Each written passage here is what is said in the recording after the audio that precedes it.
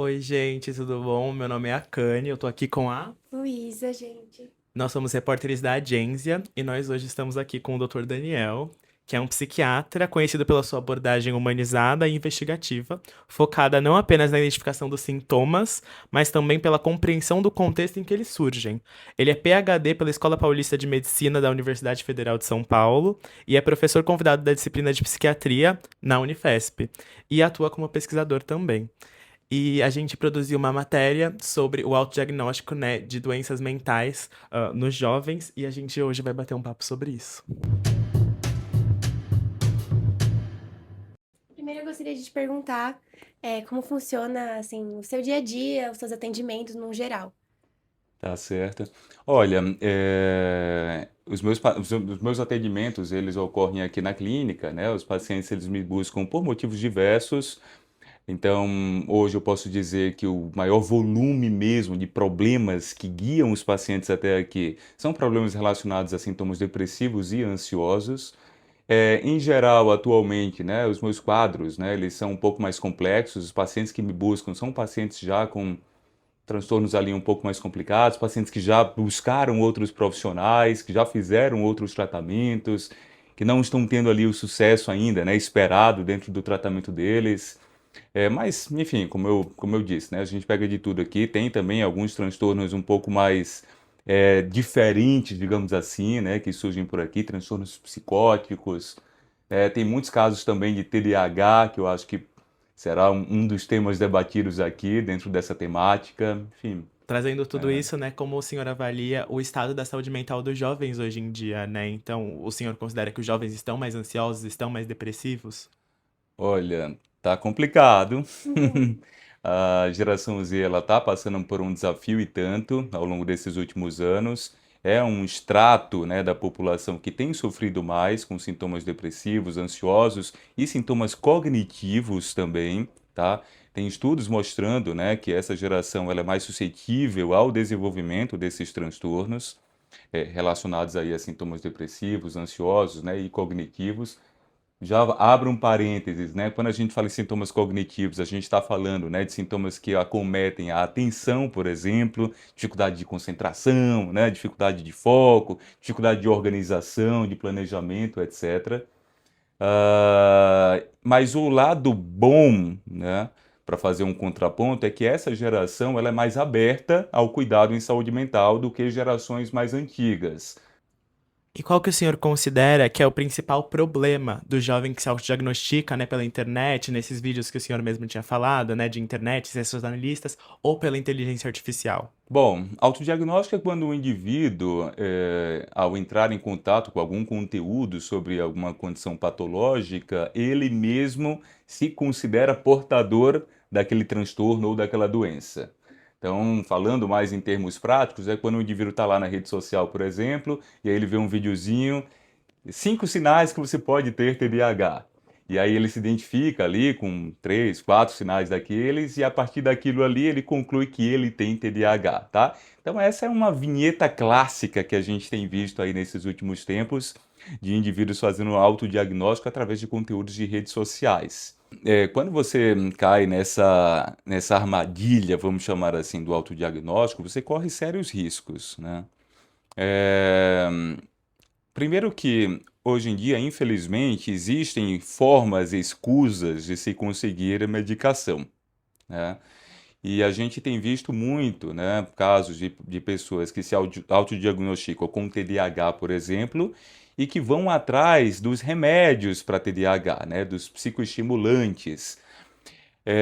Pessoas, né, enfim, a gente sabe que na Faria Lima, por exemplo, né, tem planilhas que passam, né, de pessoas vendendo esses medicamentos, né, numa espécie de mercado negro. E quando você usa um medicamento como esse, né, ou vários outros medicamentos sem uma orientação médica, você corre riscos, desde riscos mais leves, como você ter alguns efeitos adversos ali que atrapalham o seu funcionamento, até mesmo efeitos mais graves. Se a gente falar, por exemplo, de psicoestimulantes, um dos possíveis efeitos adversos é a ocorrência de surtos psicóticos, principalmente em pessoas mais suscetíveis. Essa suscetibilidade pode ser genética, a ponto do indivíduo nem saber que ele é mais suscetível a abrir ali surtos psicóticos, ou pode ser uma suscetibilidade pelo fato de o indivíduo usar alguma substância que aumenta o risco de sintomas psicóticos, como por exemplo cannabis, que é, né, uma substância que tem ali um número de usuários bastante significativo, né, cada vez mais. Então, são perigos ali realmente bastante significativos, né, dentro desse contexto, né, do autodiagnóstico. É, um dos perigos, inclusive, que tem a ver com a minha próxima pergunta, é essa relação do jovem de acabar considerando a inteligência artificial como uma rede de apoio. Uhum. Porque, como você disse, muitos jovens vêm procurado tratamento e, enfim, um melhor conhecimento sobre essa área. Só que muitos deles ainda assim têm um pouco uma certa insegurança de dividir, às vezes, o que vem acontecendo, enfim, e acabam vendo a inteligência artificial como um recurso mais fácil e uma rede de apoio mais fácil para poder ali conversar. Uhum. E o autodiagnóstico, ele é considerado assim, ele é mais sobre a pessoa do que a inteligência em si, porque ela fala algo e a pessoa interpreta da forma que ela quer, e isso acaba gerando essa confusão. Então, eu queria saber um pouco a sua opinião sobre isso, dessa dificuldade dos jovens hoje em dia de, às vezes, encontrar um profissional que eles realmente confiem e acabar recorrendo a uma IA como rede de apoio. Ótima pergunta mesmo. Inclusive, isso tem sido um tema estudado até mesmo em contexto científico. Há estudos, né, abordando, né, essa questão de como que os jovens, como que as pessoas em geral têm lidado com a inteligência artificial e comparando, né, isso, né, com o comportamento que eles têm com humanos, né? Eu acho que a inteligência artificial presta um papel bem relevante nesse sentido de tirar a barreira da vergonha, né? Então, muitos jovens eles se sentem mais à vontade em conversar com a inteligência artificial do que conversar com o ser humano, porque eles não sentem ali, né, com a inteligência artificial, o julgamento que eles poderiam sentir com o humano, né? É, Na prática, né, no consultório, a gente percebe que algumas pessoas demoram bastante a vir até o psiquiatra por uma questão de vergonha de contar que estão passando por aqueles problemas, né? Alguns problemas são de uma esfera pessoal ali mais íntima, que o indivíduo meio que se autocritica já excessivamente, não queria mais uma pessoa ali meio que sabendo, né, daquele problema que ele enfrenta. Mas a gente também tem que levar em consideração que a questão da empatia, né? Que é a questão do contexto científico que eu estava comentando. Tem estudos assim assustadores que mostram, né? O que que um dos estudos fez? Pegou uma ferramenta de inteligência artificial montada para atendimento em saúde mental, né? E aí dividiu, né, uma população em dois grupos, né? Um grupo ia ser atendido pela inteligência artificial, outro grupo ia ser atendido pelos seres humanos, para depois analisar, né, como que esses indivíduos se sentiram em cada um desses atendimentos, sendo que eles montaram o estudo de forma tal que eles não sabiam se eles estavam sendo atendidos por inteligência artificial ou por seres humanos. E a taxa de empatia, vamos chamar assim, né, dos indivíduos foi semelhante, né, o que é assustador, né, saber que eles se sentiram eles sentiram ali um atendimento empático com a máquina tanto quanto eles sentiram com os seres humanos, né? Mostrando que a inteligência artificial tem se desenvolvido de forma a conseguir trazer aspectos humanos de uma forma cada vez mais robusta, né? De uma forma cada vez mais significativa.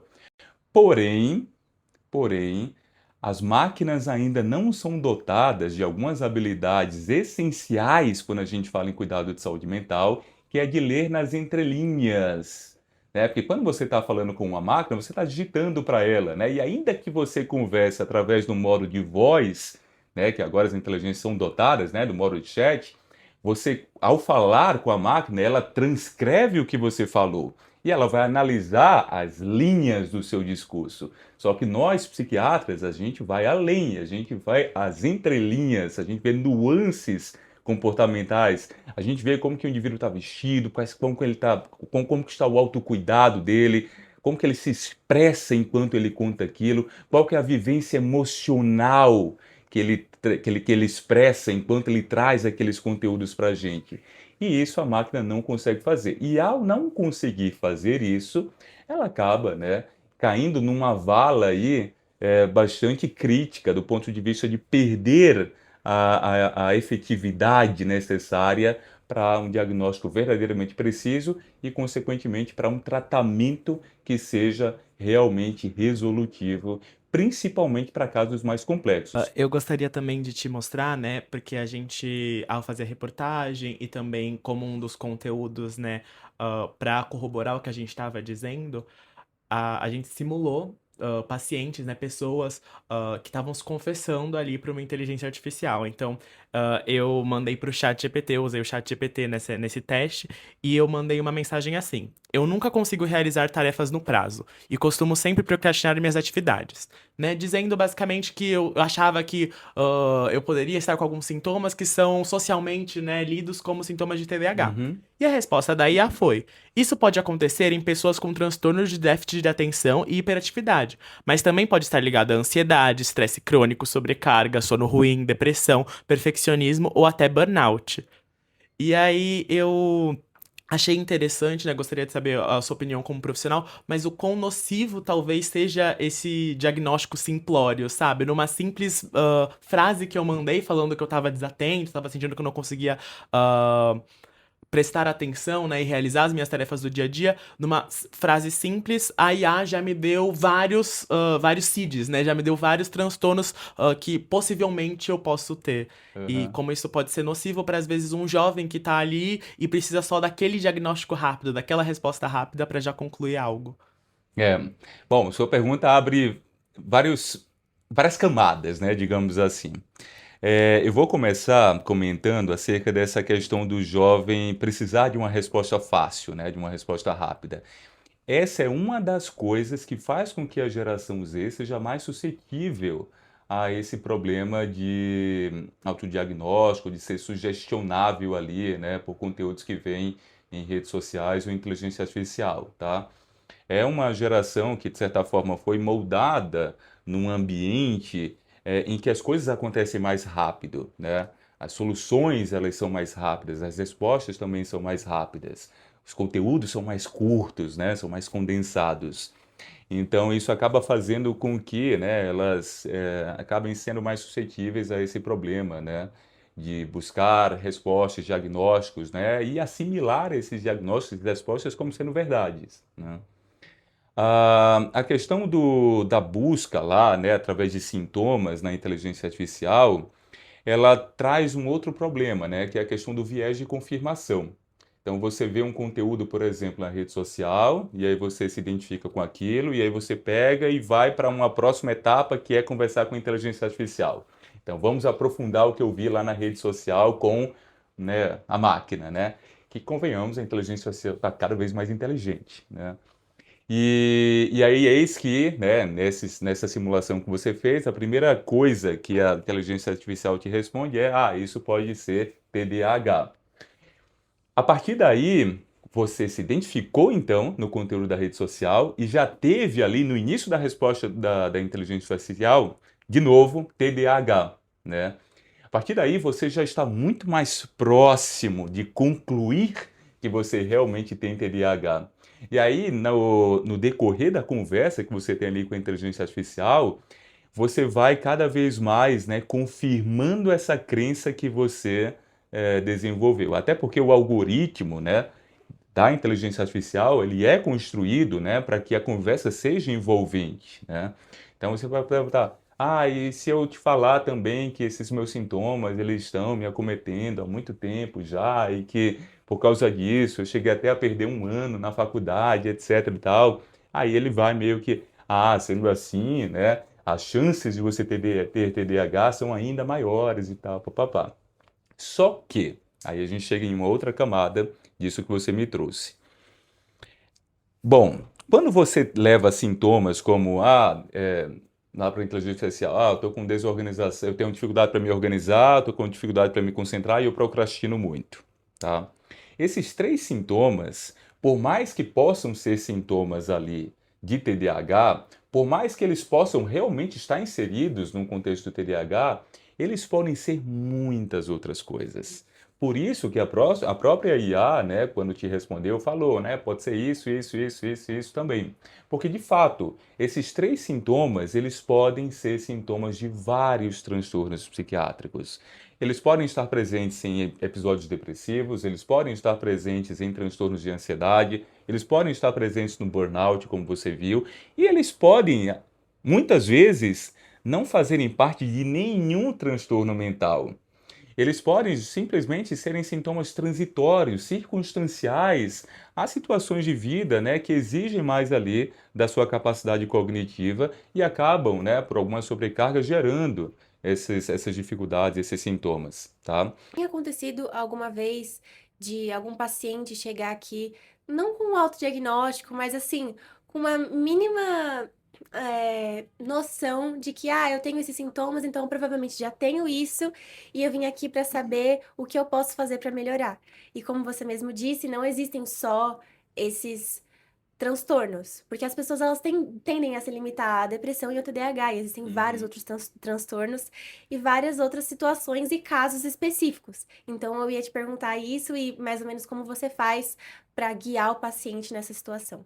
Bom, não, mas você comentou uma coisa bem interessante, Luiz. Que é a pessoa chegar no psiquiatra já com o diagnóstico ali debaixo do braço. Chega e chega cada vez mais.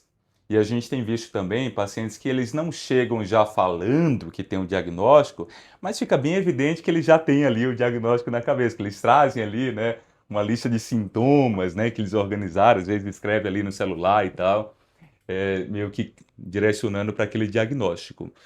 E a gente também vê bastante, né, pacientes chegando já com um linguajar um pouco mais técnico, né, o que deixa bastante evidente que aquele indivíduo estudou, né, fez muitas pesquisas antes de chegar aqui na consulta.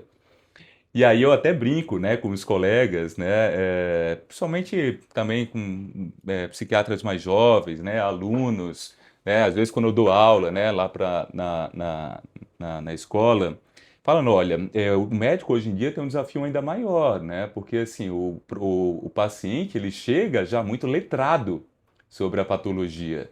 Então, se você gagueja ali na frente do paciente sobre algo que ele estava estudando antes da consulta, você vai ficar com a confiança abalada, né? O paciente vai meio que ficar ali receoso se você realmente domina o assunto. Então, isso é uma coisa que a gente vem percebendo bastante. E é isso, assim, né? Então, eles chegam, às vezes, com diagnóstico, ou meio que com um discurso ali já meio que treinado, por causa desse estudo que eles fizeram. E aí cabe a nós, né, fazer uma entrevista realmente ali cuidadosa, né, fazer as perguntas certas, né, entender o contexto de vida daquele paciente, para que a gente faça a nossa leitura, né, e não compre a leitura que o paciente traz. E o senhor considera que o autodiagnóstico muitas vezes ele pode atrasar realmente o tratamento? E se sim, quanto ele pode atrasar o tratamento, né? O senhor já teve alguma experiência de que muitas vezes alguém chegou aqui já com o diagnóstico feito na cabeça, e aí isso atrasou realmente chegar no diagnóstico verdadeiro, né? Pode atrasar, sim, sem dúvida alguma. Às vezes o indivíduo fica ali meio que se autodiagnosticando e ao mesmo tempo, né? Que o que é que vem na sequência quando você faz um autodiagnóstico? A pergunta da sequência é como que eu trato isso, né? Como que eu resolvo isso? E muitas vezes a pessoa faz uma pergunta: tem como eu tratar isso sem remédio, né? Ou tem como eu tratar isso com um remédio que não precisa de receita? E aí nisso, né, acontece muitas vezes o indivíduo ir na farmácia e comprar um fitoterápico, né? Uma valeriana, por exemplo, né, para usar ali para tentar acalmar mais a ansiedade dele. E essas soluções, muitas vezes, elas não trazem o resultado esperado. E aí o que que acontece? O indivíduo permanece com os sintomas, porque ele não está tratando realmente da forma como deve se tratar. Esses sintomas, então, acabam se agravando, e aí, né, a vida dele fica muito mais comprometida, e quando ele chega no profissional, o quadro está mais grave do que estava quando ele começou a fazer o autodiagnóstico, quando começou a ler a respeito, e está mais difícil de se tratar, e, consequentemente, a melhora tende também a demorar um pouco mais, porque muitas vezes aquele indivíduo já não vai responder mais a uma dose baixa, né? O quadro mais grave, muitas vezes, requer uma dose mais elevada. E para chegar numa dose elevada, a gente precisa de mais tempo. Não dá para você chegar para mim, por exemplo, né, com sintomas ali de ansiedade, de depressão um pouco mais graves, e eu já passar uma dose alta para você. Porque senão você vai ficar mais suscetível a efeitos adversos. Então, eu preciso seguir ali um passo a passo. A minha próxima pergunta é sobre a inteligência artificial como, como um certo recurso no seu trabalho. Porque a gente falou e discutiu muito sobre os fatores negativos e os impactos que ela gera para os profissionais da saúde mental. Mas eu queria saber se, na sua visão, ela também pode ter um papel positivo, ela pode ser usada como aliada, porque ela foi criada justamente para isso. Então, eu queria a sua percepção sobre essa. Boa. Sem dúvida alguma, a inteligência artificial pode ser uma aliada. Eu diria até que ela já é uma aliada. É um caminho sem volta, tá? A inteligência artificial, ela está entrando em muitas áreas da medicina como suporte aos médicos, certo? Suportes das mais diversas naturezas, suportes para organização de anamnese, por exemplo, né? Tem ferramentas em que há uma inteligência artificial que ouve ali o relato do paciente durante a consulta e organiza essas informações todas ali numa anamnese estruturada. Tem inteligências artificiais, né, que ajudam o indivíduo a escolher o melhor medicamento, né, para cada condição. Inteligências artificiais que ajudam ali, em algumas áreas da medicina, a você meio que evitar algumas interações medicamentosas que podem ser nocivas para o paciente, principalmente em áreas da medicina onde os pacientes tomam vários remédios, como é na geriatria, por exemplo. A gente até brinca, né, internamente também, entre os colegas médicos, dizendo que os radiologistas estão com os dias contados, porque a radiologia é uma das áreas mais assim impactadas pela inteligência artificial.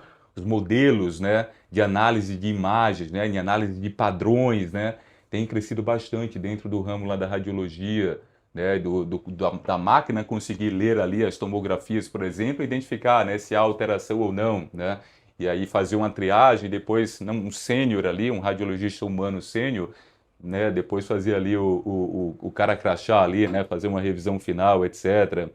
Bom, e para nossa última pergunta, eu queria que você deixasse uma mensagem para os jovens que assistem a gente sobre como cuidar da saúde mental e os cuidados que eles devem ter com esse autodiagnóstico, porque não só as inteligências artificiais, como também muitos conteúdos das redes sociais acabam induzindo eles a chegarem a essa conclusão. Pessoal, seguinte, eu acho que se você assistiu essa conversa até agora, você já deve ter concluído o quão complexo é, né, trabalhar com saúde mental, fazer diagnósticos, analisar um indivíduo, né, e, consequentemente, tratar. Então, é óbvio que num vídeo de 1 minuto, de 2, ou mesmo num vídeo de 20 minutos, você não vai conseguir as respostas necessárias para que você amenize o seu sofrimento ou a sua dificuldade. Você pode até se identificar com alguns conteúdos, e a partir daí, a minha recomendação é: se você se identificou com alguns desses conteúdos, é a hora então de você aprofundar a conversa com quem realmente entende, de buscar realmente um profissional, um especialista, alguém que realmente não apenas entende dos sintomas, mas entende de seres humanos, tá? Porque profissionais de saúde mental são pessoas que são letrados não apenas nos livros e nos manuais diagnósticos, mas também nos seres humanos. Então, eu aqui com os meus pacientes, eu estou aqui o tempo todo vivenciando as emoções deles, sentindo, tá?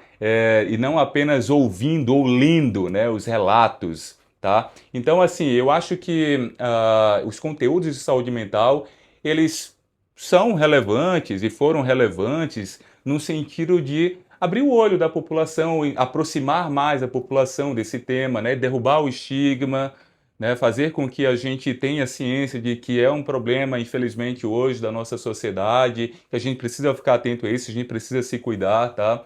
Mas não dá, pessoal, para vocês simplesmente agarrarem ali um conteúdo, ou dois ou três que seja, né, e meio que ficar ali tentando resolver os seus problemas dentro da rede social, tá? Problemas que, na verdade, muitas vezes precisam ser resolvidos dentro de um consultório de psiquiatria ou de psicologia, tá bom? Cuidado com isso.